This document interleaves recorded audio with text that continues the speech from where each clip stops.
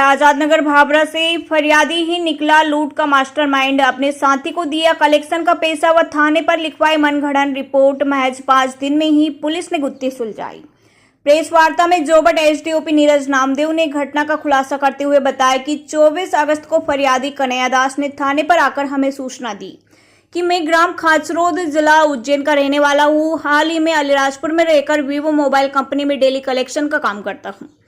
आज मैं mobile collection लेने के लिए मेरी मोटरसाइकिल से ग्राम आंबुआ में साई मोबाइल शॉप से 15,000 रुपये व आजाद नगर भाबरा में अली अजगर मोबाइल शॉप से 20,000 रुपये एवं ग्राम बर्जर से मुस्तफा मोबाइल शॉप से 30,000 रुपये का कलेक्शन कर रिंगोल होते हुए सेजावाड़ा जा रहा था।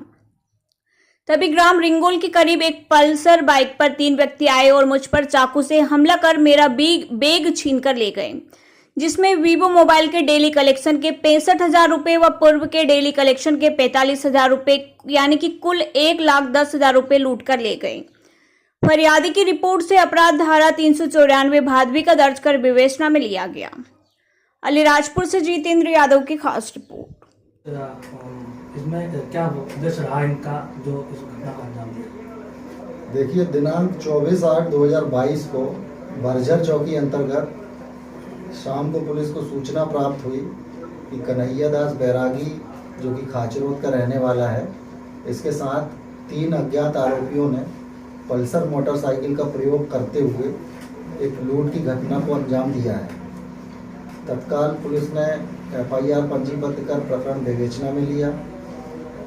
इसमें जो फरियादी था कन्हैया दास बैरागी, इसका मेडिकल परीक्षण कराया गया, इसके कथन लिए गए और हमने विवेचना के दौरान जो हमें इसने कहानी बताई थी उस कहानी के अनुसार हम चले और प्रथम दृष्टया जब हमने इसके CCTV फुटेज देखे तो हमें इस पर संदेह उत्पन्न हुआ। और इस पूरे प्रकरण की खास बात यह है कि जो लूट का फरियादी था उसी ने ही लूट की कहानी को अंजाम दिया था, मतलब लूट की कहानी स्वयं पे गढ़ी थी। इस पूरे घटनाक्रम में इसका एक साथी राजेश चौहान जो कि खाचरोद का रहने वाला है, वो भी सम्मिलित था। कहानी कुछ इस प्रकार है कि ये जो कन्हैया दास बैरागी है, ये वीवो कंपनी में कलेक्शन एजेंट का काम करता था। तो इसने आंबुआ, आजाद नगर और बर्जर 3 अलग अलग स्थानों से पैसे कलेक्ट किए। जब हमने जहाँ से इसने पैसे कलेक्ट किए उन लोगों से पूछताछ करी तो उन्होंने हमें बताया कि ये हमसे ज़्यादा पैसे की मांग कर रहा था। तो उन लोगों ने इसको बोला कि हम आपको पैसा जो है वो ऑनलाइन ट्रांसफ़र कर दे रहे हैं। तो इसने बोला कि नहीं, हमें कैश में ही पैसा चाहिए। तब हमारा जो संदेह था इस पर और ज़्यादा पुख्ता हो गया कि ये कैश में क्यों पैसा मांग रहा है।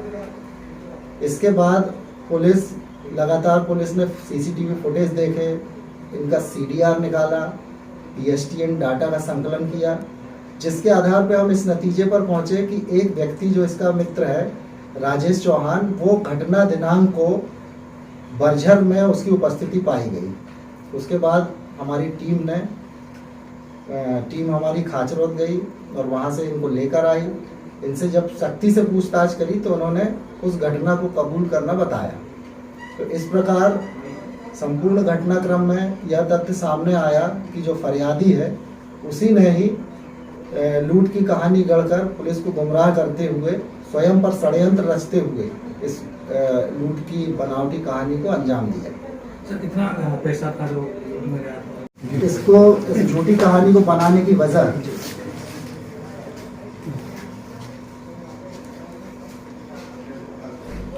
इसमें जब हमने इस फरियादी से, जो कि अब दूसरे घटनाक्रम में आरोपी बन चुका है, इससे जब पूछताछ करी कि आप आखिर ऐसा क्यों किया उसने, तो उसने हमें बताया कि उसने किसी से ब्याज पे पैसा ले रखा था और जिसका ब्याज 1 हफ्ते का 500 रुपये करीब वो चुका रहा था। ये दोनों जो आरोपी हैं, ये दोनों ने ब्याज पे पैसा उधार ले रखा था और उस पैसे का एक जाई भुगतान करने के लिए इन्होंने इस घटना को अंजाम दिया।